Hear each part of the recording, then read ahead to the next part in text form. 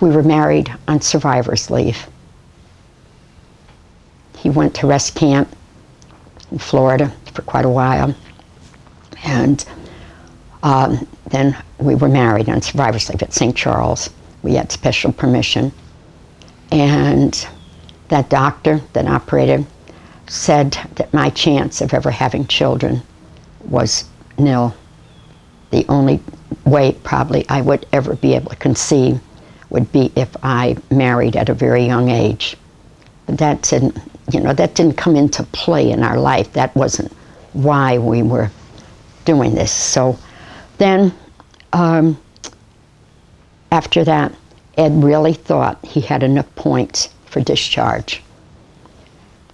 And his ship was numbered for the invasion of Japan. He was sent to the West Coast. If that happened, Ed would never be here. He would have never been here. I became pregnant, and Judy was born while he was in Japan. Now, what was he doing in Japan? When the war, well, first of all, I have a letter. I did not know that anybody knew that that bomb was going to be dropped. I thought it was only with the hierarchy that knew about that.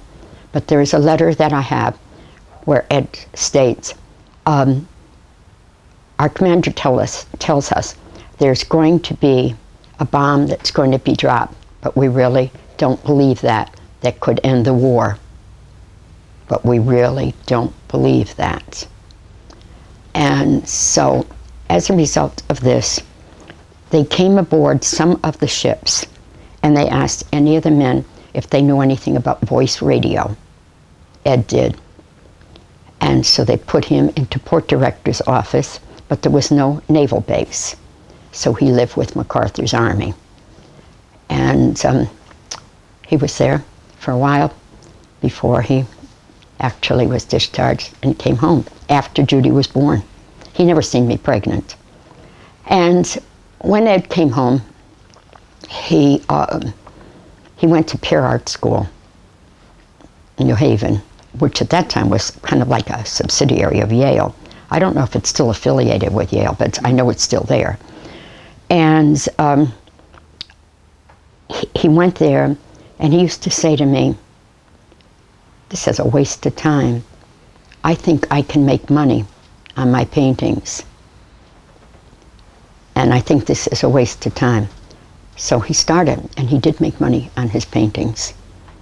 And I began to paint. I began to paint too. So we were selling our artwork to make a living. And there is a group of paintings, part of them are down in Saylorsburg now, and they depicted the most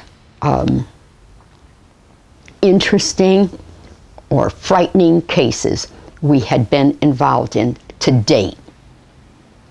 He painted them. They were narrow boards like this, almost looked like a big tombstone, and he did paintings on them. And when was this?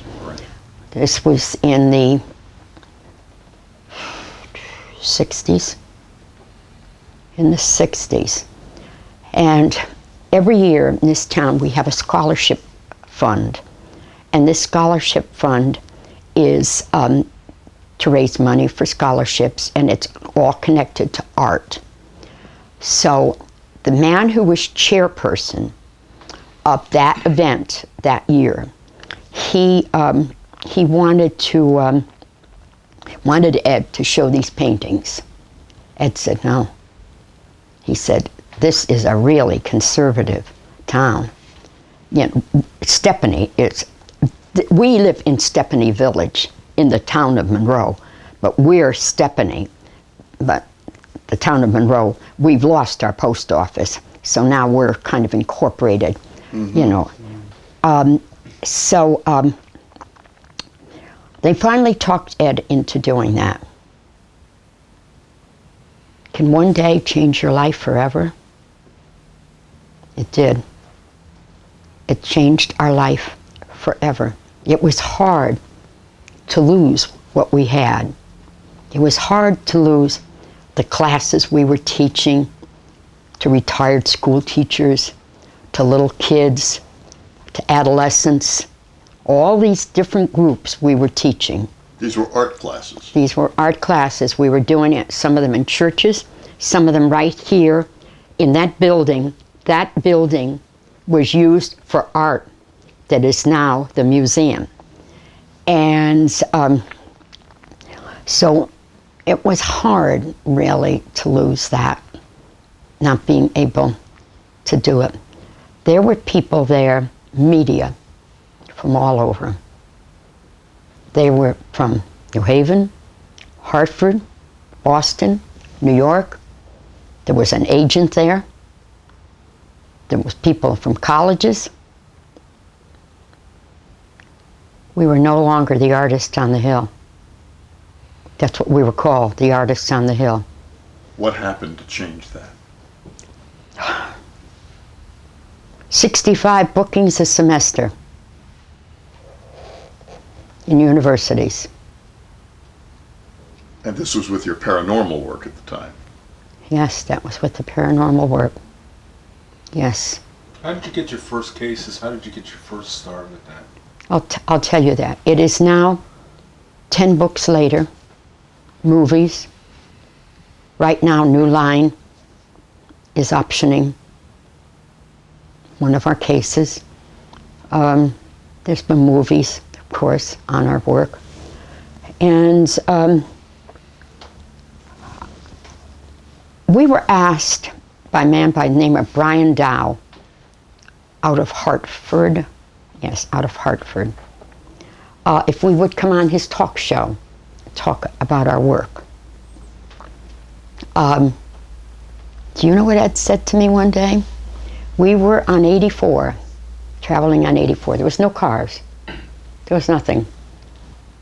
Someday, this highway is going to be full of traffic.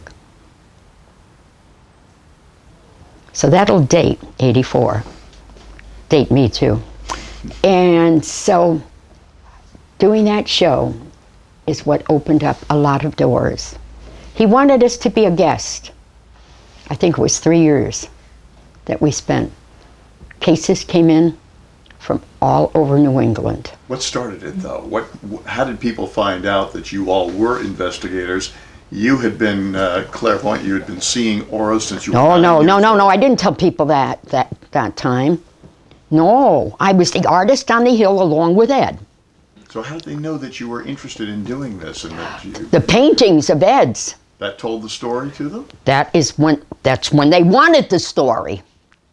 That is when they want. Ed grew up in a haunted house. Ed had to somehow prove to himself that his home wasn't some isolated incident that never happened to other people, because other people didn't talk about it. It wasn't like today with 10 million ghost hunters out there that don't know what they're doing. And so it started like that.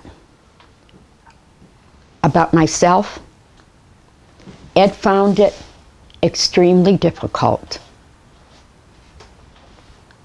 to believe I was a psychic.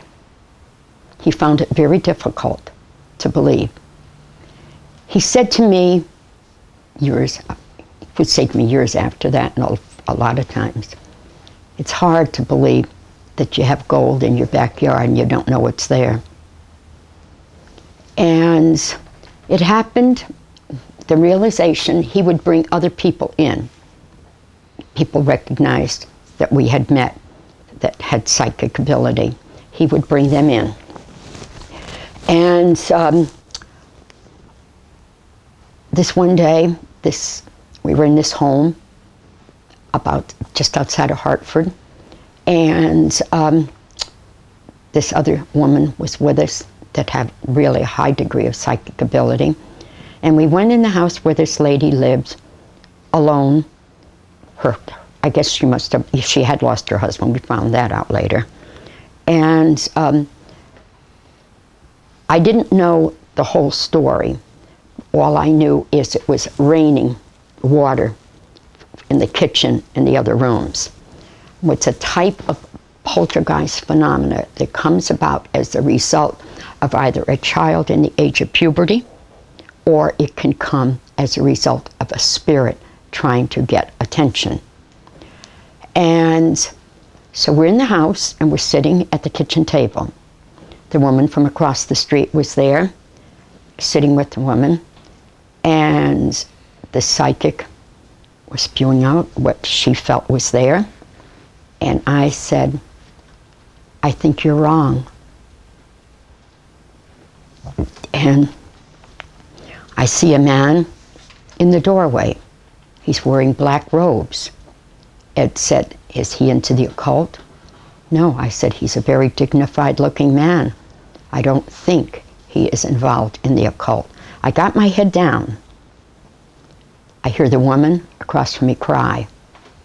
I hear the neighbors say, tell her who your husband was. He was a judge. And I said, he is very, very worried about you because of the fact that he knows you are being very badly mistreated. I says, who are you being mistreated by? The neighbor again said, tell her who you're being mistreated by. It was a son-in-law. And this phenomena was going on for quite a while. They would hear opening and closing of doors. They would hear a lot of things. But it wasn't until the water started coming that they decided that they were going to call to see what it was all about. So it was about that time. It was some time later before I went out to UCLA. And I went out to UCLA because I was fascinated by the work that Dr. Thelma Moss and Dr. Johnson were doing, which was curling photography. The ability to photograph the human aura around everything God created.